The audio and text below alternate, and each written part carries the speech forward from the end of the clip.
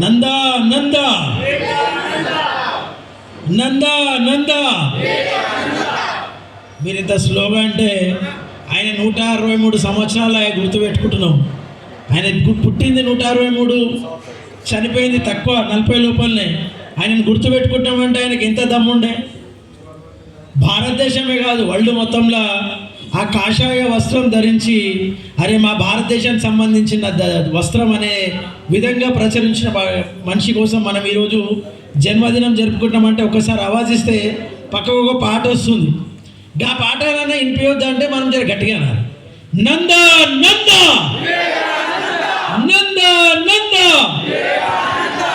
Ravindra arts association తరఫున అయితే 163వ జయంతి కార్యక్రమం నిర్వహిస్తున్న మిత్రుడు, సభ అధ్యక్షుడు, భారతీయ జనతా పార్టీ కార్యదర్శి అయిన కొల్లూరు పవన్ కుమార్ గారికి, అదేవిధంగా మా పెద్దలైన వారి నాన్న అయిన మా అందరికీ పెద్ద మనిషి మా నాన్నగారు, అదేవిధంగా ఇక్కడ వచ్చిన Bharatiya Janata party senior leader అయిన గోవిందరెడ్డి గారు, అదేవిధంగా మన పార్లమెంట్ పరిధిలో దత్తన్న అంటే ఒక పేరున్న పెద్ద మనిషి, మా అందరికీ చిన్న ఆయన పెద్ద అయిన, అట్లాంటి వారి కూతురు విజయలక్ష్మమ్మ గారు మా పార్టీ సెక్రటరీ, అదేవిధంగా మాజీ కమిషన్ సభ్యులు రామలన్న గారికి, అదేవిధంగా ఉన్న పెద్ద మనుషులందరికీ పేరు పేరున, కింద ఉన్న భారతీయ జనతా పార్టీ వివేకానంద స్వామి మిగతా హిందుత్వవాదులందరికీ పేరు పేరున జై శ్రీరామ్.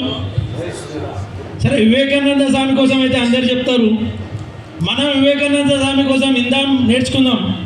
కానీ ఇప్పుడే నరారాయణ చెప్పిండు ఈ గుళ్ళ చిన్నప్పటి నుంచి వివేకానంద స్వామి జయంతి చేస్తామని.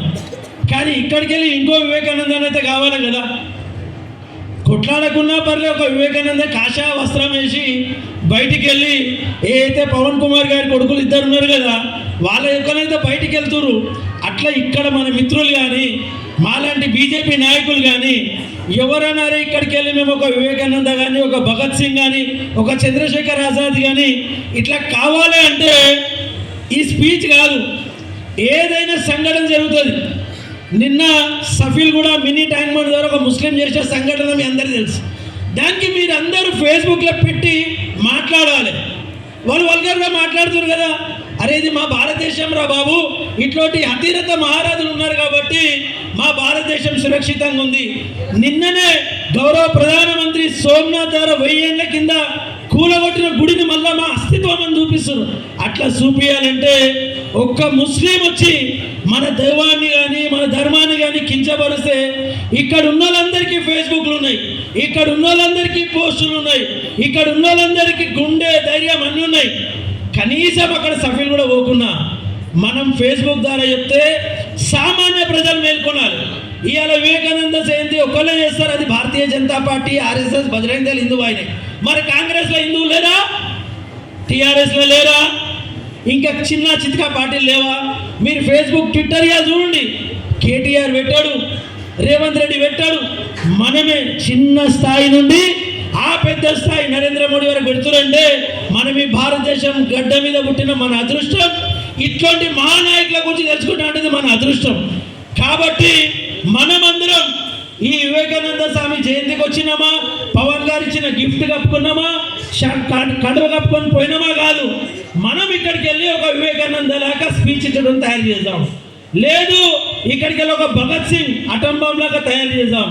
లేదు మళ్ళీ ఛత్రపతి శివాజీ మహారాజ్ వస్తున్న ఫిబ్రవరిలో 19కి ఒక లడ్డు పెట్టడం తయారు చేద్దామంటే ఈ స్పీచ్ గట్టిగా ఇందాం, మనం బి ఫాలో అవుదాం.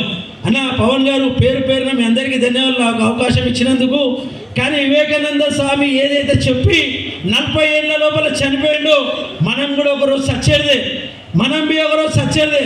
కానీ ఎట్లా కావాలంటే ఆ రోజు అందరు చెప్పాలి, వీడు మా హైందవ వీరుడు పోయి సచ్చినా కూడా అక్కడ మన మీద ఒక దుష్మను ఒక పగోడు ఉంటాడుగా, వాడు వచ్చి మన సావులో నిలబడాలి.